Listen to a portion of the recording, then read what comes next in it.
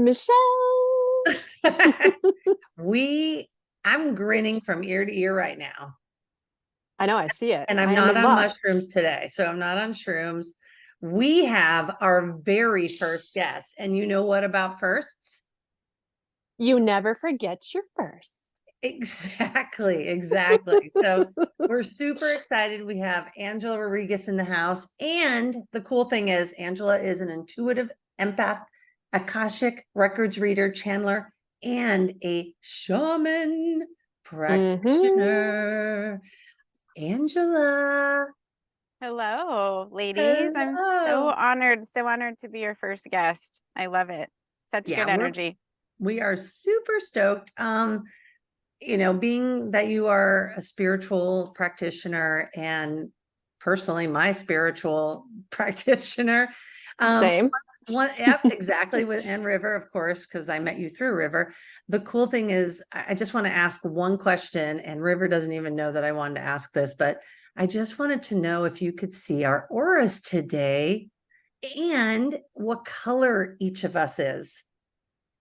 So here's the awesome thing about auras and also my gifting is I'm a seer, but not in the way that I physically see auras. So I feel them. Um, and so if I were to kind of tune into your energy, I'm feeling purple today. If I know the listeners can't see, but I'm wearing purple and have all my purple crystals on today. Michele feels also very purple today. Um, and in relationship to the chakras, that's our third eye. So that's intuition and sort of following your intuition and being open to receiving. River feels really green today. Ooh, green. And that's very heart chakra related, right? So just really Mm-hmm. here's the interesting thing about your energy today, River, is that like you feel like you are, aside from knowing you personally and what you're going through, that you're downloading a lot of energy like into your heart chakra. That's what you feel like Mm-hmm. today. So it's not just, oh, lovey-dovey and gravitating love and being love. Like you're actually downloading a lot of energy into Yeah, that space. I that resonates very much for me. That's definitely the space I'm in today and have been Mhm. the last couple of days. So that resonates. Mhm. So Yeah, that's what I'm feeling for you two today. that's awesome. I love Mm, purple. It's so pretty. it is. It's a good So, color. so Angela, okay, so I have a few questions because I know River's known you longer and stuff, and there's still fun things that I like to learn about you. So when did you first notice your gift? Yeah. So when I was a little girl, probably age maybe 5. My mom's birth mother passed away, giving birth to her sister.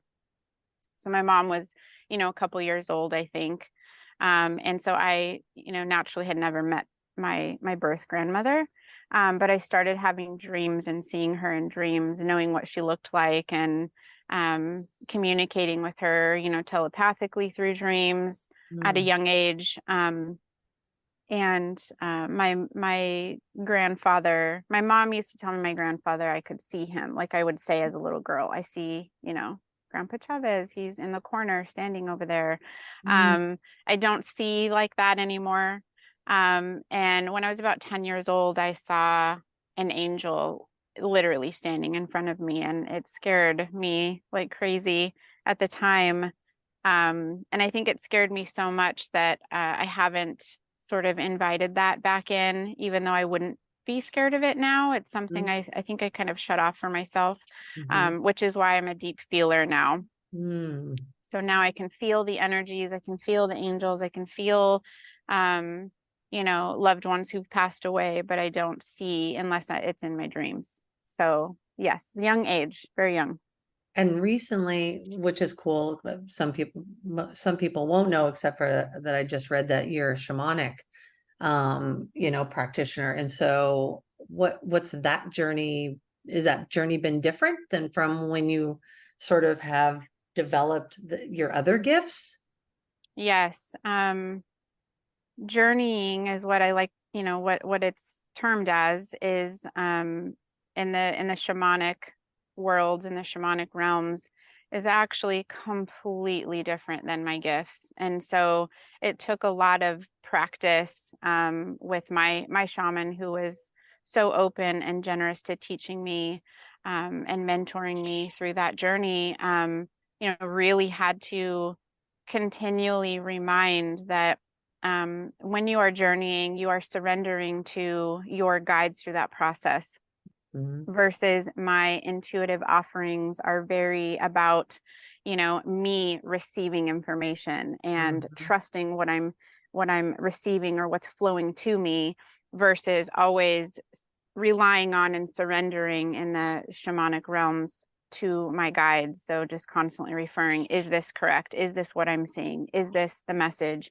Really just like double checking almost, sorry. And so it is very, very different. And it does, like, I really have to be in that space to be able to, it's like a light switch. I really have to switch one way or the other depending on what I'm doing. So, and shamanic journeying or shamanic healing for somebody is so sacred and so powerful and so traditional. And it is I tell people, clients who are interested, it is not for everybody. I do not do these healings and journeys for just anybody. It's not about the money. It's not about you have to be ready for it. It's something you have to prepare for. You have to be called to it. And we have to be the right match for each other. And that really goes for all of my intuitive offerings. When you're working in this energetic space and spiritual space, it's really important that I feel also called to work with who I'm working with. So yeah, it is very different and something to be honored and kept very sacred. I want to say, having worked with you in that capacity, I think a lot of people make the assumption that shamanic journeying and working with a shaman is someone almost like doing magic for you, like doing something for you. Right. But in truth, a shamanic journey and working in that capacity and receiving healing on that is very much an action that you also have to participate in and do the work. Someone's not just doing the work for you. Like it is a journey and you are being guided on the journey, but you have to be so willing to go inward and confront like the deepest, darkest places of yourself Yeah, in order for that to be facilitated. absolutely. And really, what is a journey? A journey is, in the shamanic teachings, traditions, culture, it is believed that tragic events or traumas, or they don't have to be big traumas. They can be small traumas, being bullied in school, for example, as a little child, right? So it's not something that has to be major. Can be major to you or transformative to you, but in these times that a part of our soul breaks away. And so as we get older and go through our life journey, we're essentially functioning not whole in our spirit and our soul. And so, a shaman would enter into a sacred, very deep meditation to journey to this, to these other worlds, to sort of gather these pieces for you, bring these parts back to help to make you complete. And there's a whole process to that. I'm so simplifying that process, but and just for this sake of this podcast, that's basically what it is. And then once those parts are back with you, that's where the work begins that River's referring to. So, really, there's typically like a sacred homework, I almost want to call it, something that your ceremony that you're performing, that's been, guided and gifted to the shaman you're working with, to, hey, this is what you need to do to kind of ceremoniously join these parts back. And then here's what may happen after that in terms of, all these pieces are coming back into yourself. So I've had one myself personally. It changed my entire life. And So yeah, that's in a nutshell what it is, as we're talking about it for the people that are like, what? No, absolutely. I mean, this audience is definitely into it. I think something else that I definitely want to like pivot on is soulmates and twin flames. Like it is a hot button these days. And I think because now that I'm single, it's like all around. Like you read so much on that. And if it's one person, can you have multiple soulmates? Like, so many questions come up for people that are like just kind of tiptoeing into their spirituality and wanting to like understand more. So can you kind of go into that a little bit and just explain from your perspective, I River? Oh, wait, can. hold on, wait. Does River have anything to say first? No, go for it. Okay, cool. I see that skeptical look on your face there, River. No, I just yeah. Anyways, go ahead. Okay, so when I started doing this intuitive work, during COVID, now I guess a few years ago, what I'm shown in the spiritual side of things has also been a birthing process.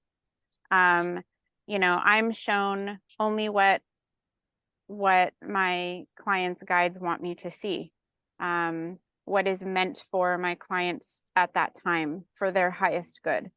My intuitive work is always in everybody's highest good. And so I guess what I will say on that topic is, yes, are soulmates and twin flames a concept? Are they real? Yes. Can we have multiple of either? I have been shown, yes. But here is what I have come to understand about that. There are many people who I've worked with who are very tunnel visioned on who their twin flame is, and that it is a set person in a set time that you're meeting this person. It's all very fixated. And what I've come to understand is that you cannot meet your twin flame until you've met yourself. And that's just it.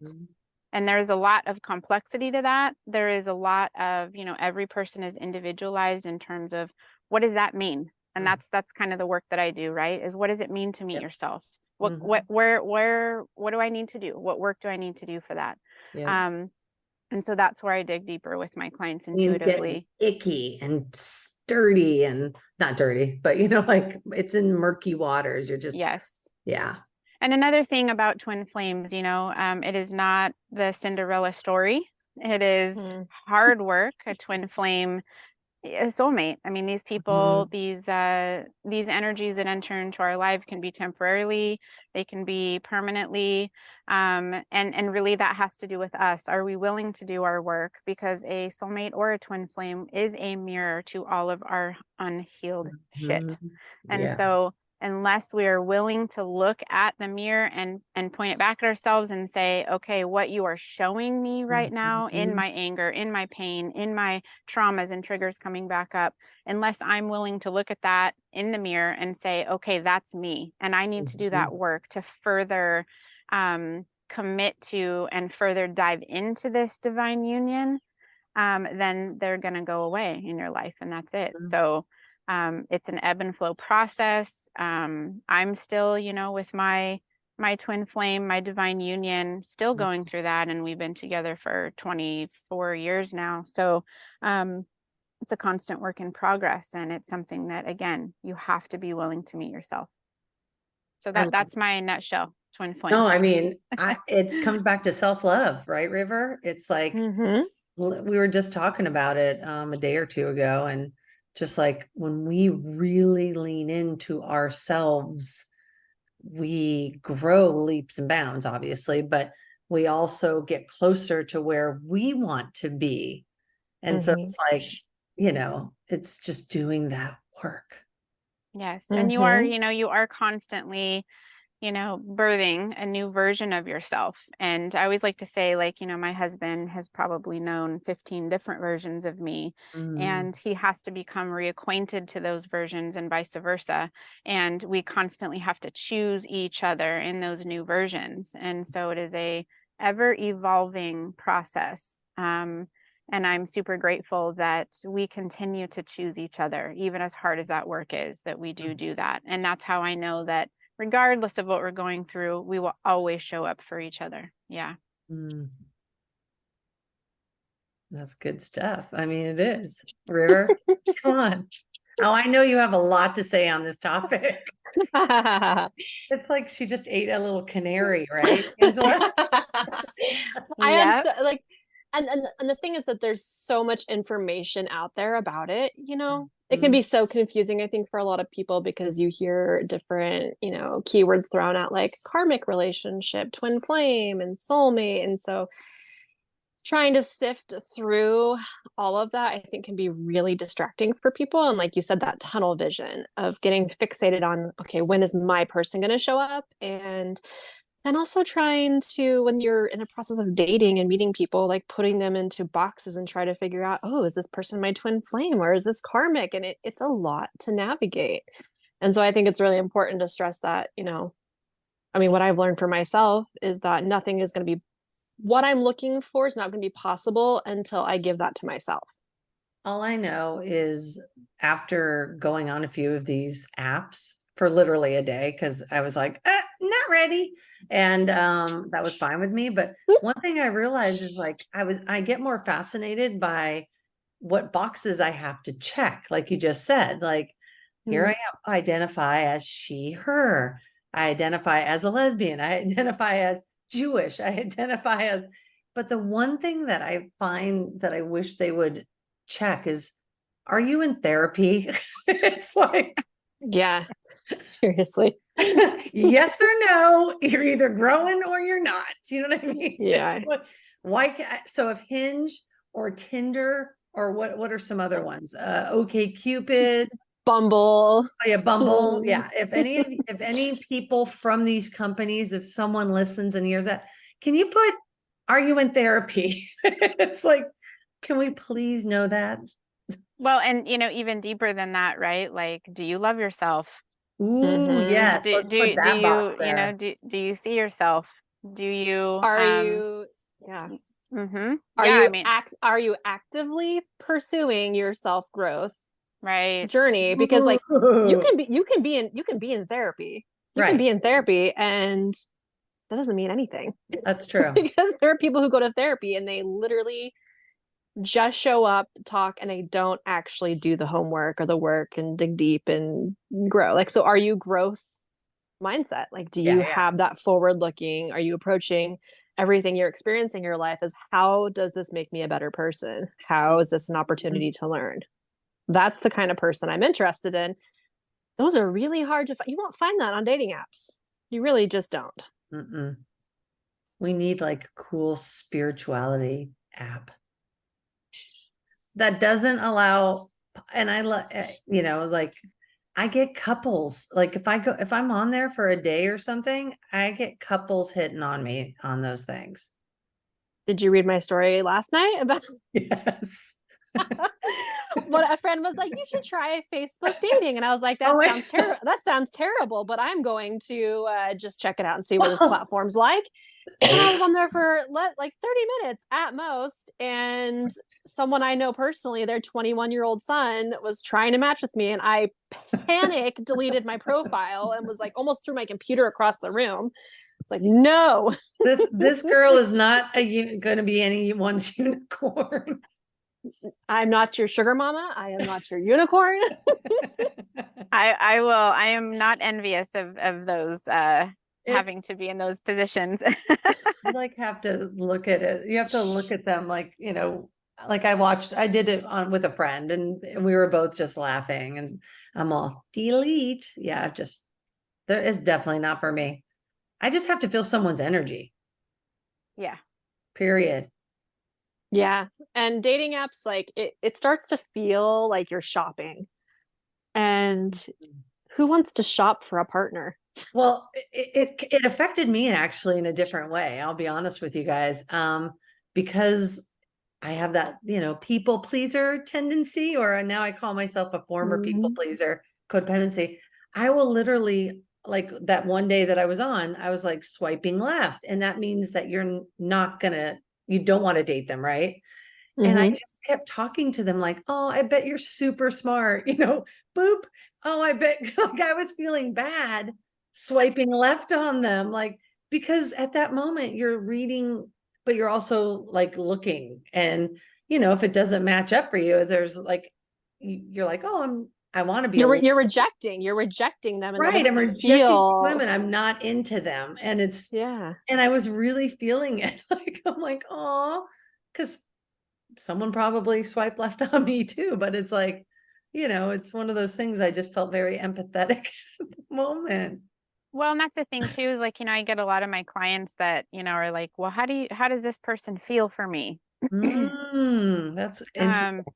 and like, how do you feel about this person for me? Like, that's kind of, what Mhm. I get asked that question, and I really have to feel, if I can Uh-huh. explain this right, I feel the match of someone with that person through their own energy. That And always blows me away. so Seriously. and for me, I really do my best to always respect other people's energy. If I don't have permission to be in somebody's energy, I'm not. Could I? Yes, I could. I feel people's energy just, walking into a room. I can, you know, I can tell a lot about somebody without even having met them, because that's what they're giving off to me.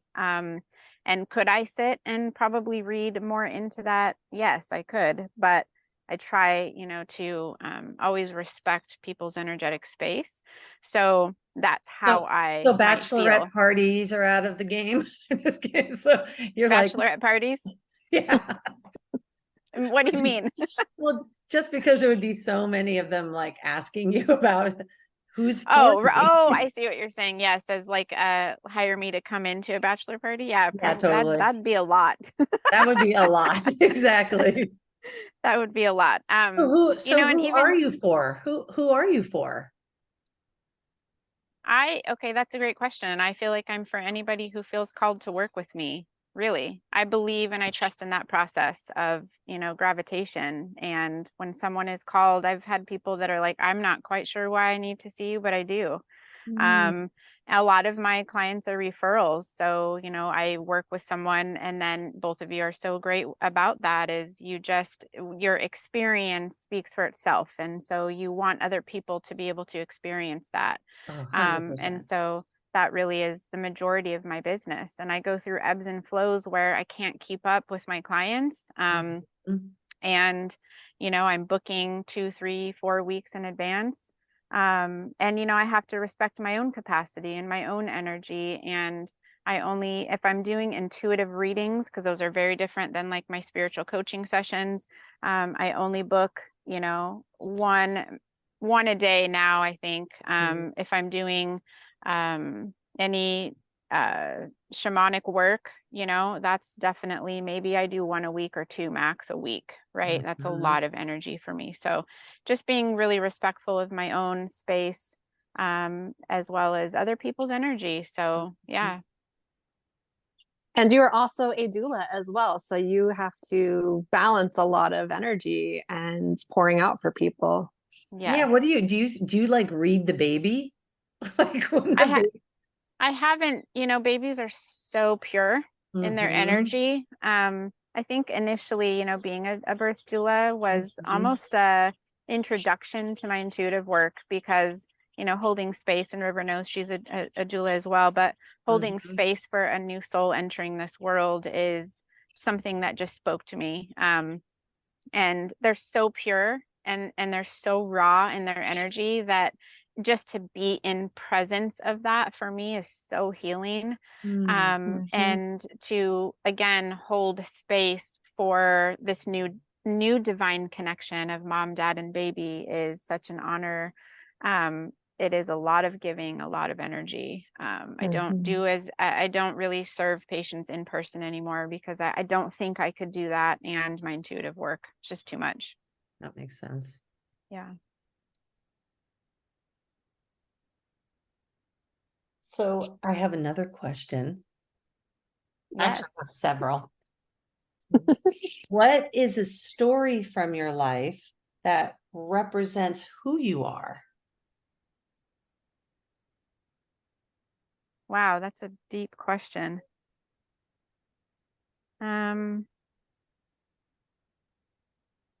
Gosh, that's a great question. You have me stumped. I would say, Rarely happens, people. yeah, I'm really trying to sit with that one. To just choose one is hard. Mm-hmm. I would say something that really represents who I am is just being a mother. Mm-hmm. You know, being a mother to my children and again, you know, I'm going to keep using that word, you know, birthing myself through that process of finding out who I am now. You lose a piece of yourself but gain so much more as a mother. Mm-hmm. And so, you know, not only going through the literal birthing process, but Mm-hmm. also birthing a new version of myself each time, has really made me who I am today and also helped me to see other women in that way, Mm-hmm. and hold space for other women. So I guess in a short answer, it would be being a mother. And, you know, being a mother to Zion, particularly who has been an inspiration for this business, Eye of Zion, um, has been, wow, it's been eye-opening for me. He is um, much older in his soul than I am, and I am a very old soul. So meeting him like in that space of like, wow, you're my newborn, but I feel you so much older and wiser than me has been a Mm-hmm. huge journey, huge learning experience, huge honor. And he just knows who he is. Like he's Mm-hmm. like, Mom, I'm here. Like he came into this world just like he cried right away so loud and he spit like everybody jokes he spit like John Wayne, like I am here, you you know, you are going to Mm-hmm. learn how to hold space for me and nurture me and not tell me who I am. And I think Mm-hmm. that's been a really big he's helped me see myself more. Yeah. Do you yourself like follow spiritual people? Like I other do. I mean, spiritual? I do. You know, you can't learn enough. Nobody ever knows it all. It's always intaking information. Certain people speak to me very deeply. Ian Van Zant is someone who takes me to church in my soul. So there was a show back in the, I think, late 90s that she was on. Do you remember? Yep. It was called Starting Over. Mm-hmm. And there was a quote that she said in that show that I've never forgotten. And it's actually like a mantra for me, Mm-hmm. as well as a little bit of a mission statement, because she said, when you give your energy, right? And I'm going to channel her a little bit in the Mm-hmm. sense like when you give your energy away, when people are going to want to talk to you and you just, or you're going out for a job interview and your energy is just gets depleted from those things. She said, I want you to keep in mind and remember that you can't give from the overfill. You can't be filled up and then give. You have to give from the overflow. Mm. So, and it always stuck with me as just like, so I do things, we do, hopefully everyone does something a day to fill their spirit cup, right? Mm-hmm. And when it's awesome because when you might fill it, but it may be here and it's filled a lot more maybe than a bad day. And that's okay. But then you see the phone ring and it's a friend who is just going to suck you dry at that moment, or a mother-in-law. Mother-in-laws, but I mean, that can be a point of contention for a lot of people. But I digress. And so it's more important that your cup is so overflowing that you're just giving from that overflow. You can be more balanced. You can be more gracious with your time because you're just over here in this overflow. But when you're a little bit depleted or, a tiniest bit, she doesn't want you to give then. And I just that quote always resonated with me. So when you just said her name, right, I'm just like, it's one of my favorite things. Favorite Yes. to live by. Yes. She said so many things that have spoke to me over. I mean, I started watching that show, Yep. when it first came out, and Eon the Fix My Life on, I think that was on the Oprah Yes. channel. Uh-huh.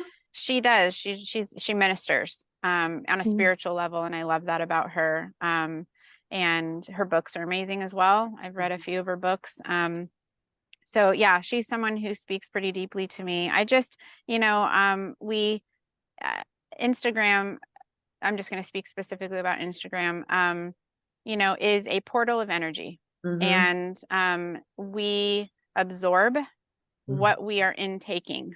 Mm-hmm. And even that's just scrolling, you're absorbing that energy, just as if you're sitting in a restaurant and, someone's fighting next to you, you're absorbing that energy indirectly. Mm-hmm. So Instagram, social media is a huge way of ingesting toxicity without knowing that's what you're doing. And so, Mm-hmm. I always tell people that, I know for me, I'm a big cleaner, like that helps me to clear my own energy, to clean my space and organize my space. Social media is the same. Mm-hmm. If you're starting to feel heavy, go through and just clean people out. Stop following certain pages that are making you question Good things advice. or feel fear, or like just clean it out. And only be following pages that inspire you and give you that, breath of fresh air. And so when I come across something, whether it's on a reel or whatever, um, I get like where I have to close my eyes to ingest something. Like that's how powerful it is for me. I'm like, Mm-hmm. follow whoever I you are, love that. follow. Mm. I love that. I think I need to do a deep clean. I think a lot of people probably do. Yeah, I follow people Mhm. because someone told me to. It was someone's company or blah, blah, blah, whatever. But yeah, I definitely need to go through a little bit of that. But yeah, it's interesting. River and I always giggle back and forth how look what our guides are sending us. It's at the top of my feed, or it's something for one of us. Like our guides say, hey, send that over, or you feel called to share it in that way. But so it can work for you, or like you just said, from the toxic energy that might pop into your feed, depending upon what type of mindset you were in when you were scrolling. So it's interesting. absolutely. Ooh, you know what we should note? I think what's really important, like speaking to Instagram, is that people who are spiritual, like healers, intuitive readers, psychics, all of that, Oh, they're never yes. going to message you personally Nope. and say, I have a message for you, I have a reading for you. If someone shows up in your inbox like that, it is spam. And I have had people recently messaging me with screenshots of this happening in their inboxes. They're like, what is this? Like, do they really have a message for me? I'm like, no, that is spam. Someone who truly has a message for you, like they're not channeling unless like you've reached out to them. Like that's not a real thing. Yeah. No one's going to slide into your DMs and ask you to pay for a message. That's right. Absolutely. Watch out for that. Yeah, watch out. Those are all scammers. You're right. Mhm. Absolutely. And Good call out. someone who respects intuitive and energetic work is always going to need to be invited. Like that Yeah. is a very sacred space. You don't just go to somebody and say, "Hey, like I'm getting this message for you." Mhm. So yeah, that's an important thing to note for sure. Well, Mhm. I, for one, adore you. And I am so glad that we were able to do this today. Aren't you glad, River? We get to share Yes, her I now know. with the world. And I was like, we were both laughing. We have to get on your calendars now because after, people start realizing it, you're gonna get busy. You're Thank gonna you get so very much. busy. I'm so honored, and anybody who feels called to work with me or even inquire, I offer 15-minute free consults. See if we're a match for each other, if what I do works for you or feels like a fit for you. I am, booked out for a few weeks at a time right now. So my website, ivezion.com, has all my intuitive offerings there. So yeah, if anybody is interested, I am honored to work with whoever is called. And thank you both. Thank you. Thank you for coming on here. Yes.